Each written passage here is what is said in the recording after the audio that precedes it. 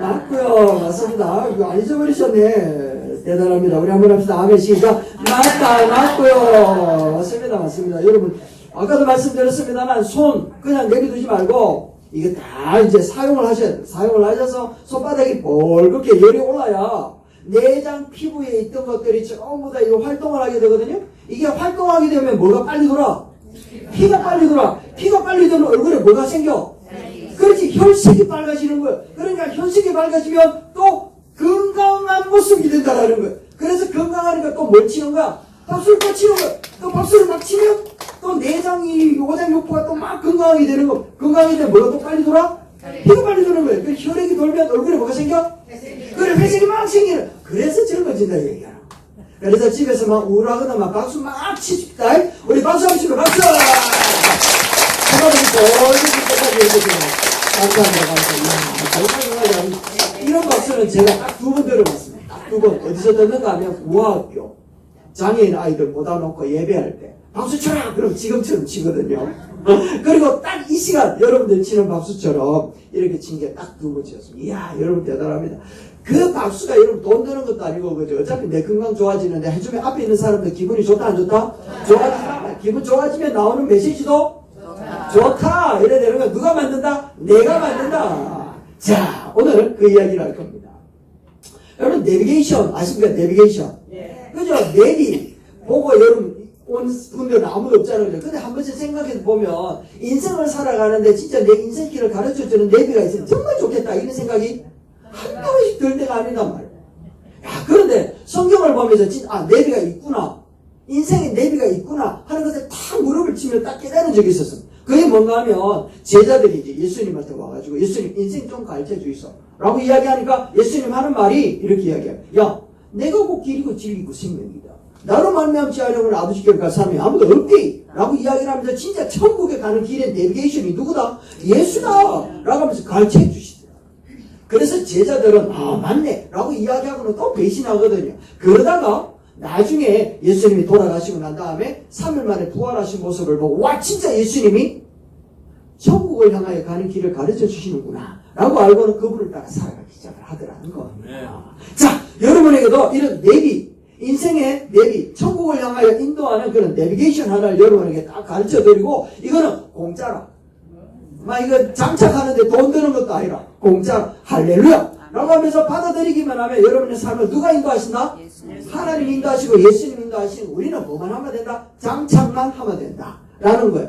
어느 날 제가 대구를 가는데, 와, 이 내비가 길을 잘못 드셨습니다. 얼마나 막 이게 헷갈리게 하는지, 지가 가르쳐 주는 것보다 내가 경험 삼아 알고 있는 길을 가는 게 더 빠르거든요.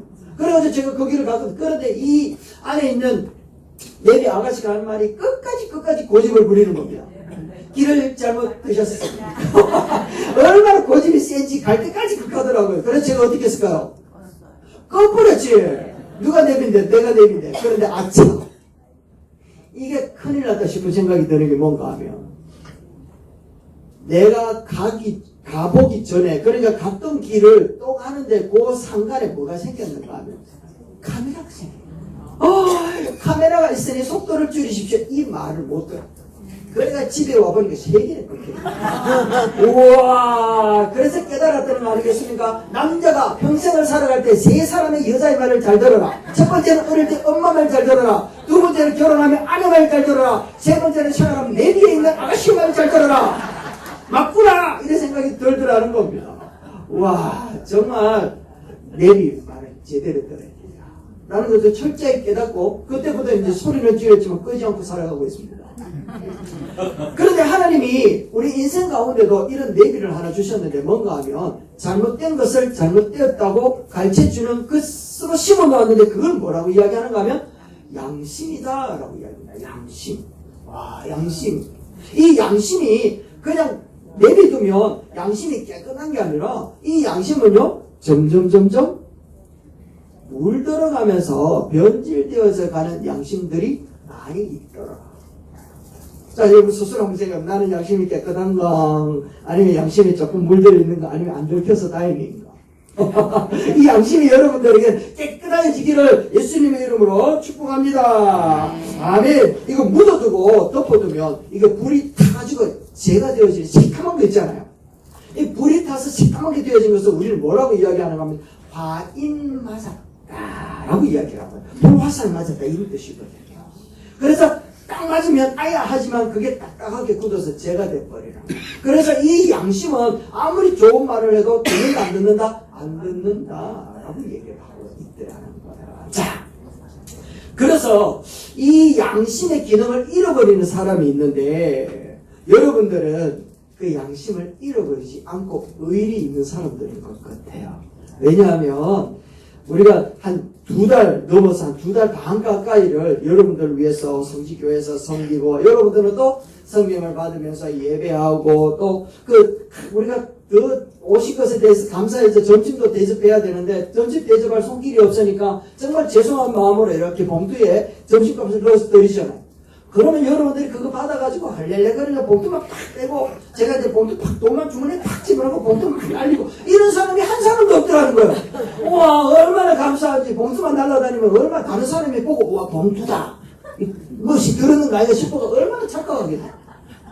그 착각 안 일으키도록 여러분들이 다 가지고 집에서 땅에 모아두고 계시는 분도 몇 분 계시더라. 아이마마 권사님한테 이거 또 다른 사람한테 주도록 써 있어.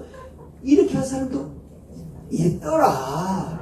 여러분, 이런 작은 양생각들과 이런 배려들이 살아있는 양심이다 라고 저는 생각을 해요.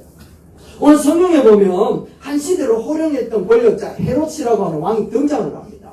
이 헤롯이라고 하는 이 등장은요 하나님의 사람 세례요한 그 선지자 베목사 같은 사람이 있었는데 이 사람의 이야기를 들으면서 마음이 굉장히 찔렸는가 봐요.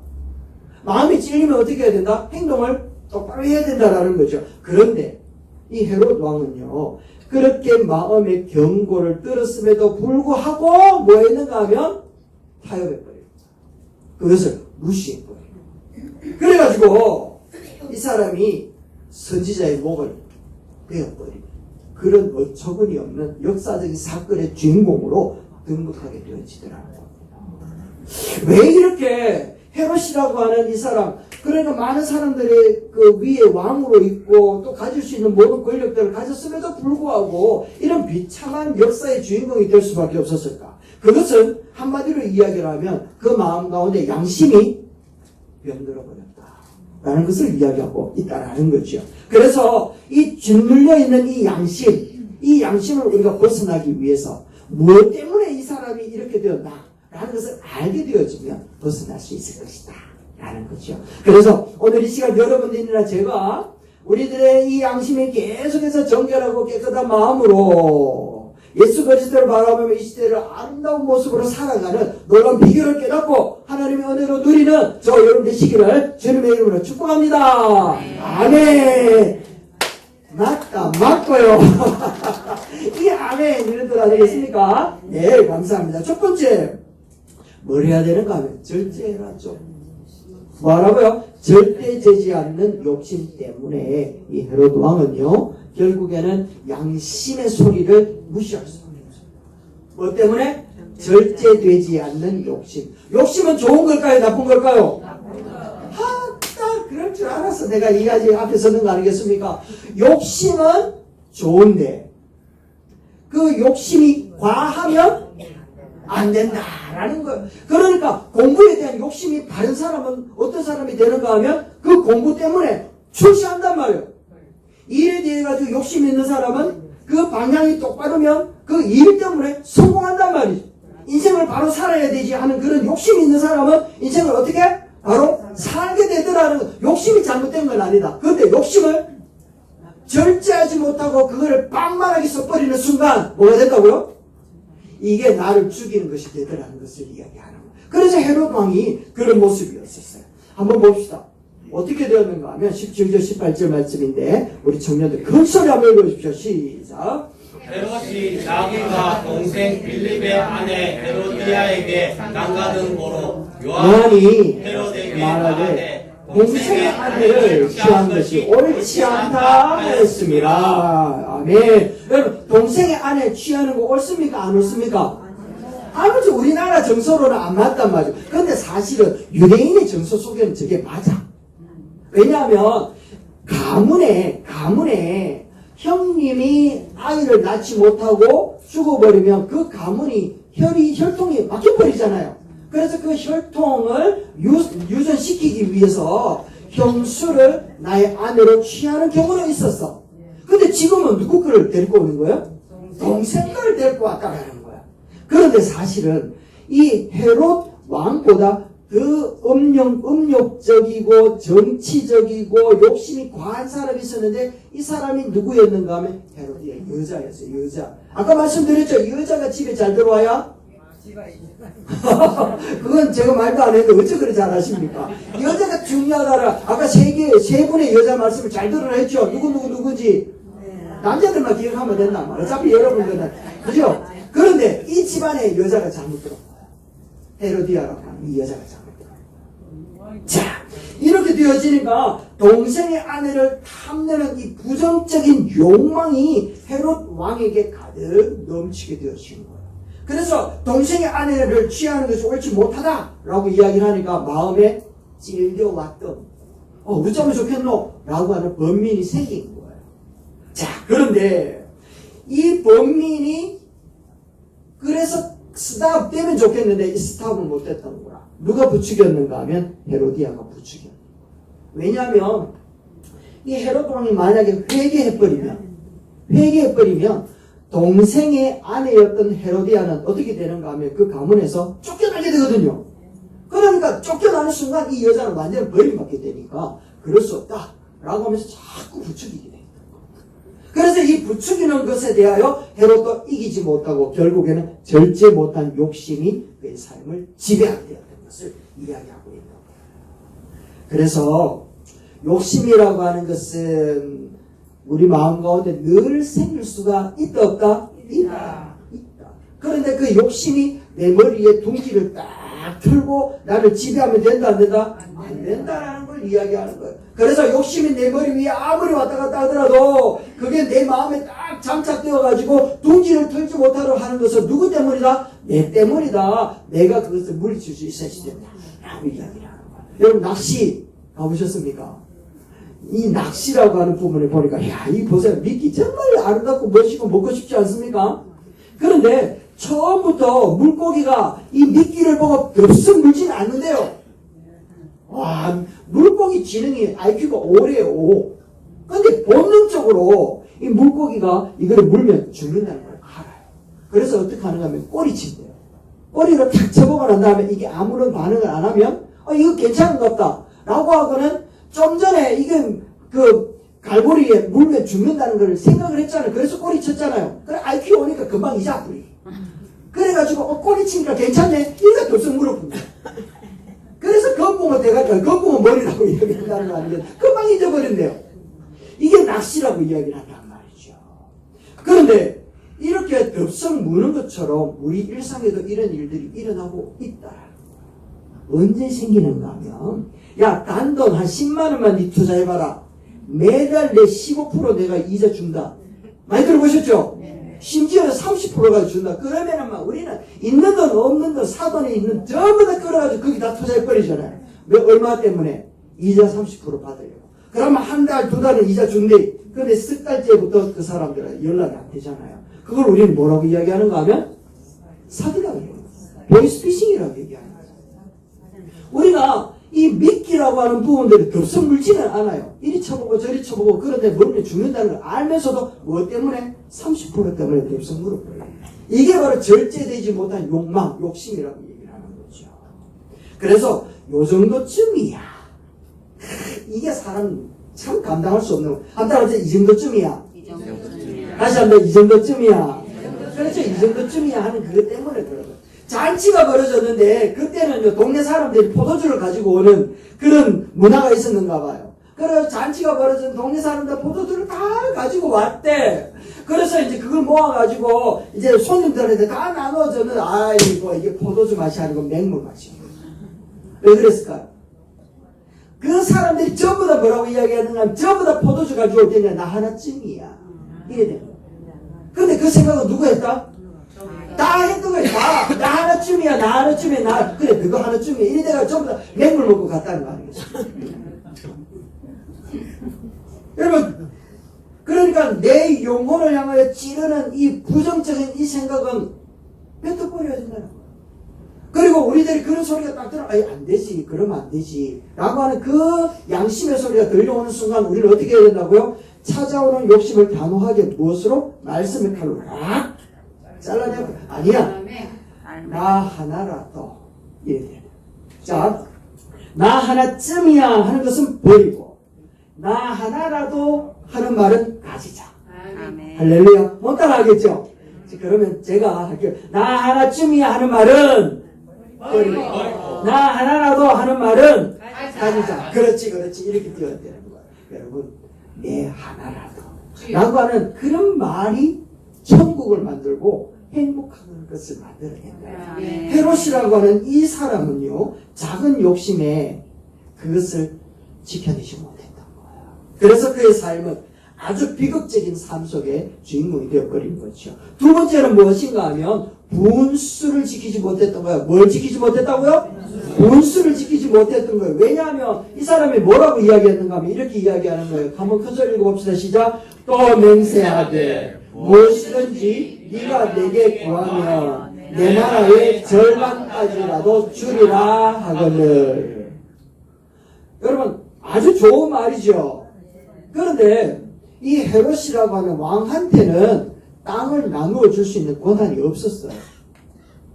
땅을 나누어 줄 수 있는 권한은 로마라고 하는 그 큰 나라의 왕이 갖고 있었는데 지가 뭐 할 수 있을 것처럼 생각했던 거야. 이게 분수를 넘어선 말이지. 우리들이 왜 양심의 소리에 귀 기울이고 우리 삶을 바로 살지 못하는가 하면 이 분수를 뛰어넘은 우리의 호언장담, 허풍 때문에 그런 거예요. 헤롯이 지금 그런 모습으로 있었다는 겁니다. 어느 날 남다르게 진짜 잘난 척하는 사람이 있었거든요. 저도 억수로 잘난 사람처럼 보이지 않습니까? 그죠? 근데 저는 잘난 척은 안 해요. 잘난 짓을 하지. 잘난 척은 못 가진 사람이 하는 거고 잘난 짓은 잘난 사람이 하는 거야. 그죠? 여러분 다 잘난 짓 하시기 바랍니다. 자, 그런데 이제 그 비싼 양복을 딱 차려입고는 동창회 가는 거야. 그 동창회들끼리 이야기를 하는데 사업 이야기가 나오는 겁니다. 그래서 이 사람이 잘난 맛에 허풍이 이제 도지기 시작을 했던 거야. 그래서 이제 갑자기 주머니에 최신형 핸드폰을 딱 꺼내다니까 주위 사람들이 우와 이러지 않았겠습니까? 그래서 하는 말이 이렇게 이야기하는 거예요. 야, 김 사장, 이번에 계약한 10억짜리 프로젝트는 그냥 쿨하게 진행시켜. 내가 내일 유럽 출장 갔다 와서 사인할 테니까 그렇게 알고 있어. 알았지? 라고 이야기하더라고요. 그러니까 주위 사람들이 우와 이러지 않았겠습니까? 그래가지고 이제 보고도 딱 나오게 따다 이랬는데 갑자기 이상 소리가 들리는 거예요. 전화기에서 따라랑 따라랑 거리는 겁니다. 아이고 주위 사람들이 저거 거짓말했구나 라는 걸 아는 거예요. 그냥 먹통 들고 이야기했다는 건 아니겠습니까? 가짜 통화였던 것이 온 천하에 들통나니까 이 사람 그 자리에 있을 수가 없어요. 우리들이 종종 이렇게 허풍, 허용 여기에 떡 걸려서 살아갈 때가 많아요. 남자들 대체로 보면 내가 뭐값 낼게? 술값 낼게. 이래 돼가지고 낭패 보고 막 완전 그날 저녁에 아내한테 막 머리카락 잡히고 이래 된 거야. 제가 머리카락 없는 이유가 그것 때문은 아닙니다만 그럴 수도 있었을 뻔했다라는 거야. 허풍 때문에 계산하고 그죠? 남의 시선 때문에 거절하지 못해가지고 끌어안고 전전긍긍했던 일들이 한두 번이 아니더라는 겁니다. 그래서 빌립보서 2장 3절에 바울이라고 하는 선생님이 이렇게 이야기를 하는 거예요. 한번 보세요. 이런 말씀인데요. 자, 읽어보세요. 시작. 아무 일에든지 다툼이나 허영을 하지 말고 오직 겸손한 마음으로 각각 자기보다 남을 낮게 여기고 아멘. 글자 틀렸습니다. 그죠? 여기서 허영이라고 하는 말을 영어로 뭐라고 이야기하느냐 하면 비어있는 영광 이런 뜻을 갖고 있습니다. 그러니까 vain glory 속에 속빈 뭐라고요? 그렇지 속빈 강정 뭐한 깡통이 시끄럽더라? 그렇지 빈 깡통. 그러니까 허영이 빈 깡통이라 이런 뜻이거든. 그러니까 이건 하지 마라. 성경에서도 굉장히 강력하게 허용은 안 돼. 뻥치지 마라 이 말이거든. 이 헤롯 왕은 지금 자기가 할 수 없는 일을 뻥치고 있어요. 그래서 양심의 소리를 듣지 못해. 그래서 결과적으로 어떻게 되어지는가 하면 세 번째, 사람의 눈치를 보고 자기 체면 때문에 헤롯 선지자 요한을 죽이게 되어지는 거예요. 이 사람이 14절 말씀에 이렇게 이야기해요. 보세요. 왕이 심히 근심하나 자기가 맹세한 것과 앉은 자들로 인하여 그를 거절할 수 없는지라. 보세요. 맹세한 것과 앉은 자들을 인하여 거절할 수 없었다 라고 이야기해요. 허풍쳤던 거, 그저 절제하지 못했던 거. 그리고 마지막 세 번째는 누구 시선이 보였는가 하면 사람들 때문에, 자기 체면 때문에 거절할 수 없었다 라고 이야기를 하고 있다는 겁니다. 주일 예배 시간에, 이제 우리는 엘리베이터가 여러 대 있지만 주일 예배 시간에 한 성도가 예배 시간 조금 늦었던 거예요. 딱 맞춰서 예배 시간 교회로 막 쫓아 들어가서 오는데 엘리베이터 문이 쫙 닫히려고 하는 순간에 탁 들어갔대요. 딱 들어가더니 다시 쫙 문 열려다가 또 닫는데 저기서 보니까 이제 예쁜 한복을 입고 이제 있는 할머니 한 분이 쭉 이렇게 오시는 거예요. 그분의 눈이 마주쳤는데 이거 주위 사람들은 빨리 닫고 올라가야 우리가 예배에 늦지 않는다 이런 생각이 들지 않겠습니까? 그래서 주위에서 주는 이제 시선 때문에 어떻게 했을까요? 이 사람이 엘리베이터 문을 열었을까요? 닫았을까요? 주위 사람들 시선이 생각이 돼가지고 문을 막 이렇게 닫힌 것들을 막 눌렀다라는 걸 아니겠습니까? 그래 누르고 난 다음에 예배 드리는 동안에 계속 마음이 찝찝하더래요. 그때 열어줄 걸. 열어줄 거 하면서 기도하고 예배하는 거 계속 마음이 찝찝했대. 그래 찝찝한 가운데 예배가 다 끝나고 난 다음에 이제 1층에서 내려가는데 목사님하고 이렇게 인사하잖아. 그죠? 인사하는데 목사님 옆에 있는 분이 굉장히 익숙하더래. 아까 본 사람인 것처럼 보이더래. 그래가지고 자세히 보니까 진짜 그 사람 그래가지고 물어보니까 누구였는가 하면 목사님의 아내야. 큰일 났다 싶고. 그래가지고 깜짝 놀래가지고 있는데 주위 사람들이 이제 아까 엘리베이터 안에서 보여졌던, 느껴졌던 시선이 무슨 시선이었는가 그제서 알았던 거예요. 사모님이니까 문 열어서 기다렸다가 가자. 이런 시선이에요. 근데 그 사람이 오해를 했다. 빨리 가자, 문 닫아라. 그렇지, 빨리 가자, 문 닫아라. 이렇게 들려진 거예요. 누구 때문이었다? 자기 마음 때문에. 이렇게 사람의 눈치 이것 때문에 착각하게 되어지고 낭비를 당할 경우가 많더라. 그래서 이 헤롯이라고 하는 이 사람도 사람에게 밉보이고 체면 때문에 자기가 했던 말에 대해 가지고 지킬 수밖에 없어서 선지자였던 선한 사람이었던 이 사람을 죽여버릴 수밖에 없었던 그런 결과를 우리에게 보여주고, 그래서 우리는 사람의 시선도 중요하지만 그것보다 더 중요한 시선이 있는데 누군가 하면 바로 우리를 불꽃 같은 눈동자로 바라보는 하나님의 시선을 느껴야 된다. 할렐루야. 네. 불꽃 같은 시작. 불꽃 같은 눈동자로 지켜보시는 하나님을 잊지 마십시오. 아멘. 불꽃 같은 시선으로 바라보는 하나님이 여기 계시는 줄로 믿습니다. 아멘. 자, 이제 그것을 우리는 뭐라고 이야기하는가 하면 보람되어 하나님 앞에서 라고 하는 그런 뜻을 갖고 있단 말이죠. 이 요한은요, 자기가 이런 짓을 하고 난 다음에 마음이 편했을까요? 안 편했을까요? 맞습니다. 왜냐하면 여기 양심은 죽었는데 이 양심이 변해서 반심이 되어 있어요. 양심이 반심이 되어 있어요. 그래서 찔렸던 거예요. 그래서 이 사람이 그러니까 자기는 선지자 요한을 죽였는데 예수님이 말씀하시는 것과 귀신을 쫓아내는 여러 가지 이적들의 소리가 소문이 들려지니까 요한이 살아나는 것 같다 라고 하면서 두려워 떨었다.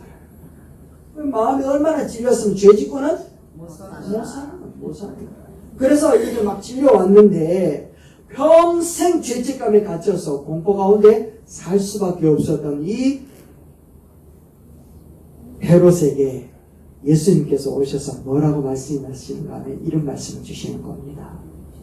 자, 같이 한번 읽어봅시다. 시작. 그리스도의 피가 어찌 너희 양심을 주문 행실에서 깨끗하게 하고 살아계신 하나님을 섬기게 하지 못하겠느냐. 아멘. 보세요. 예수 그리스도의 피가 너희 변질되어진 양심, 절제하지 못한 양심, 욕심 때문에 나타났던 그런 모습들을 깨끗하게 할 수 없겠느냐 라고 하시면서 깨끗하게 할 수 있다 라고 말씀하고 있습니다. 그래서 오늘 이 시간 우리가 사람의 눈치 이제 보지 말자라는 거죠. 누구의 눈치를 보며 살자? 하나님의 눈치. 하나님 눈치를 보고 살아갑시다. 맞습니다. 그래서 우리가 날마다 예수님 앞에 기도하면서 주님, 제가 체면을 쫓고 살았습니다. 제가 내 욕심을 버리지 못한 죄를 지었습니다. 예수님의 보혈로 깨끗하게 씻어주십시오. 기도하면 우리 예수님께서 우리를 깨끗하게 씻어 주실 줄 믿습니다. 그렇게 여러분이나 저나 세상이 줄 수 없는 참된 은혜와 참된 평강을 누리고 그리고 참된 자유함과 깨끗한 모습으로 살아가는 저와 여러분 되시기를 주님의 이름으로 축복합니다. 기도하겠습니다.